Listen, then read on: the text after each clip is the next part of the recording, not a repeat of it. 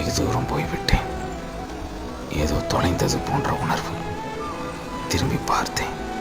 தொலைந்தது இல்லை, நான் தான் என்னைத்தான் தொலைத்திருக்கிறேன். இன்றுதான் புரிந்தது, நான் எனக்கான வாழ்க்கையை வாழவே இல்லை என்று.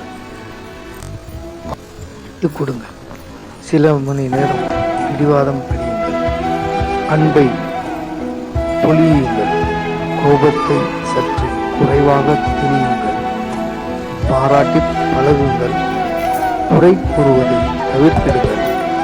பல மணி நேரம் இதயம் திறந்து உண்மையை பேசுங்கள், நடுநடுவே கொஞ்சம் கொஞ்சிடுங்கள், கனவுகளோடு சேர்ந்து உழைத்திடுங்கள், உயிரானவர்களை கையில் வைத்து தாங்கிடுங்கள்.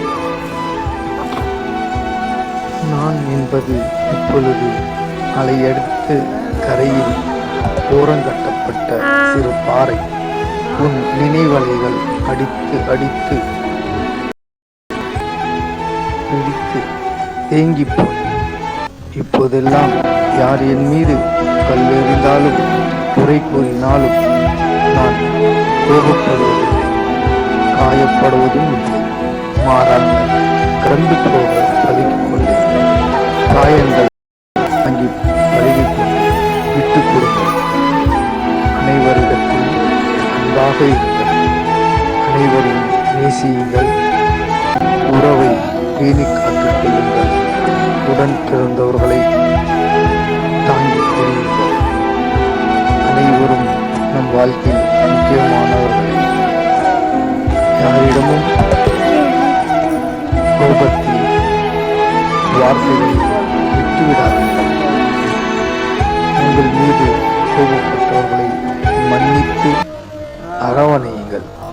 நீங்கள் இன்னும் பல நாள் வாழ உங்களுக்கு உறுதுணையாய் இருக்கிறது. உங்களுடைய யாரையும் குறை கூறி யாரிடமும் குறையை காணாதீர்கள்.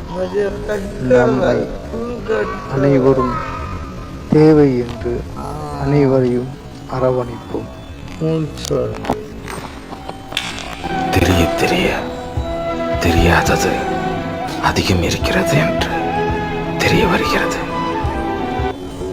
அதிகமாக அதீத பிரியத்தின் துயரம் எதுவெனில், உங்களுக்கு மிக பிடித்தமானவர்களை ஒரு சிறு தவறை இருக்க வைத்துவிடும்.